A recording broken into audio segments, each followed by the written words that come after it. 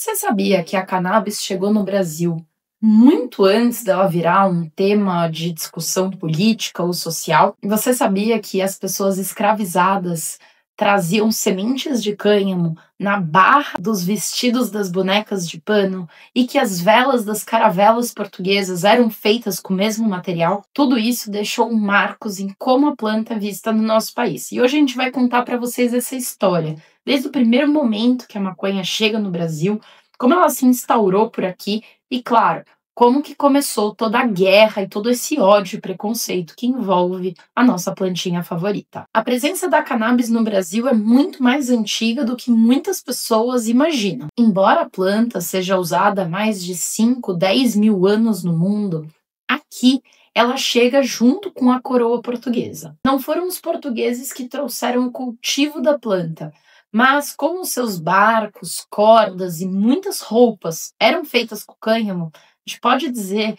que a primeira pisada da maconha em território tupiniquim foi através dos nossos colonizadores. Mas quem implementa a maconha no Brasil, tanto o seu cultivo quanto a tua cultura, são as pessoas escravizadas que eram trazidas da África e que lá tinham já o costume do uso da maconha para usos medicinais e também usos tradicionais religiosos e conheciam a planta e o poder dela. Não aqui como poder entorpecente nem poder medicinal, mas o poder da fibra do cânhamo e como ela podia ser usada para diferentes usos. Existem documentos de 1785, por exemplo, que constam que o vice-rei da época enviou para Porto de Santos, especificamente, 16 sacas com 39 alqueires, que é o que a gente hoje conhece como mais ou menos 94 hectares de plantação de cânhamo na época. Isso mostra, por exemplo, que os portugueses já conheciam muito dessa fibra e já usavam ela não só no seu dia a dia, como em suas colônias, para o desenvolvimento de materiais industriais, roupas e até outros barcos. Mas enquanto os portugueses usavam a cannabis pensando aí exclusivamente na finalidade industrial, as pessoas escravizadas que vinham da África conheciam a planta muito mais profundamente e já sabiam dos demais usos que a planta podia ter.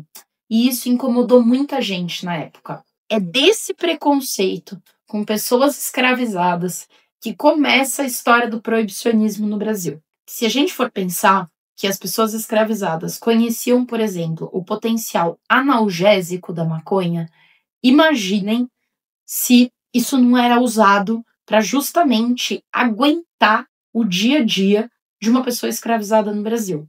Acontece que as pessoas brancas, os colonizadores e quem morava aqui e que não era escravizado, não queria relacionar o uso industrial a esse uso terapêutico e social que eles tinham. Então, por mais que houvessem nas farmácias venda de produtos, por exemplo, que eram pensados para um uso terapêutico, para uma dor de barriga, para uma dor de cabeça, por exemplo, não se queria fazer essa conexão. Por isso que em 1830, o Rio de Janeiro é o primeiro lugar do mundo a protagonizar uma lei proibicionista. Na Câmara Municipal do Rio de Janeiro foi aprovada uma medida que prendia quem usava e fazia uma detenção para quem vendia. Na época, como vocês já podem imaginar, já que é o começo da história de racismo e preconceito com a proibição da maconha, apenas pessoas escravizadas eram presas. De lá em diante, a história do proibicionismo no mundo aumenta muito. A gente vai deixar aqui também para vocês a recomendação de um outro vídeo, também que fala sobre proibicionismo, para vocês poderem acompanhar. Mas com o proibicionismo no mundo, o Brasil segue a onda do que os Estados Unidos e a Europa estavam fazendo. Proíbem a maconha de vez e todos os seus usos, inclusive os industriais, que não tinham nada a ver com o efeito entorpecente, por exemplo, que não queria que se tivesse com a maconha. Durante a ditadura militar aqui no país, por exemplo, as leis contra a maconha enrijeceram. A repressão só aumentou E aí, usuários, traficantes e todo mundo que era pego com a planta, não importa para qual finalidade, era levado para a prisão. As coisas começam a mudar só na década de 80, 90 e apenas agora, em 2024, que nós vimos qualquer tipo de avanço real pensando no uso da maconha.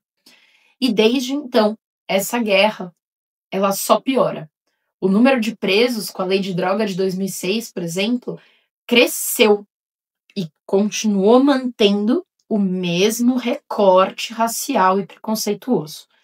Na fala do ministro Alexandre de Moraes, que resultou na descriminalização da maconha, do uso da maconha aqui no país, ele justamente traz números atualizados que mostram que no sistema carcerário não tem apenas traficantes e bandidos. Tem muita gente que fazia o uso da maconha, que era um mero usuário e que está preso, cumprindo pena, às vezes sem sentença, porque aquele policial, aquela pessoa que o prendeu, julgou-o não pela quantidade e nem pela intenção que ele tinha de portar aquela droga, mas pura e simplesmente pela cor dele e o fato de que ele estava usando maconha. Pesquisadores como Elisaldo Calini, Rafael Mechula e tantos outros tão relevantes para a história da maconha no Brasil provam ou começam a provar que realmente a maconha tem sim benefícios terapêuticos e mais do que isso, tem benefícios para condições médicas e sintomas que outros alopáticos fortíssimos muitas vezes não conseguem ajudar.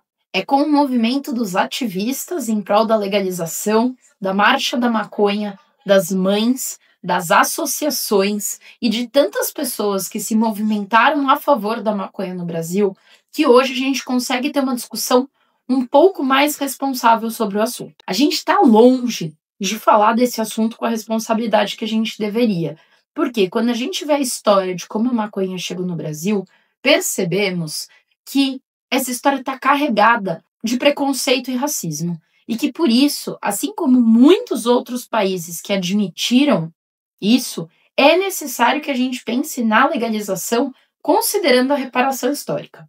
Longe de mim falar que isso é fácil de fazer, ou que existem medidas feitas em outros países que estudiosos consideram perfeitas. Muito difícil a gente conseguir voltar atrás nessa história de repressão que tem mais de 100 anos no nosso país. Mas a gente pode tentar, e a gente deve tentar. A gente deve tentar trazer o olhar da regulamentação e legalização da maconha por outro prisma, seja iniciando pelo medicinal ou não, não cabe a mim. Mas a verdade é, num país onde a presença da maconha não é muito antiga, mas sempre foi importante em termos industriais, medicinais e sociais, repensar a legalização da maconha é necessário e é urgente. Agora que você conhece essa história das sementes escondidas, do cânhamo colonial, do início da repressão até os dias de hoje, onde as coisas parecem que estão começando a mudar um pouco, fica a pergunta: qual será que é o próximo capítulo da história da maconha no Brasil? Se você gostou desse vídeo, curte, comenta aqui embaixo qual que você acha que é esse nosso próximo capítulo e, se puder, segue a gente lá no canal. A gente faz vários conteúdos como esse para vocês.